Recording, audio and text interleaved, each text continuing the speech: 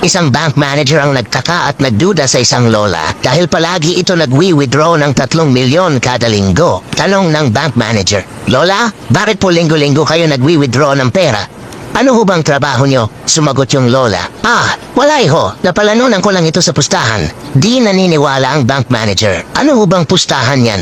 Parang di naman po kapanipaniwala." Sumagot ulit yung lola, "Sige, magpustahan tayo. 50K. Ang pusta ko ay square yung hugis ng itlog mo. Babalik ako bukas at magdadala ako ng kasama." Sabi ng bank manager, "Sige, deal. Alam ko naman hindi square itlog ko eh."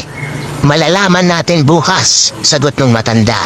Kinabukasan bumalik ang lola at may dalang kasama. Hinubad na ng bank manager ang kanyang pantalon. At hindi hugis square ang itlog nito kaya binigyan ng lola ng 50K ang manager. Sabi ng bank manager, "Paano ho kayo nagkakapera dun, talo naman kayo?" Bumulong yung lola, "May pustahan din kami nitong kasama ko. Sa halagang 500K, ipapakita mo ang itlog mo sa amin."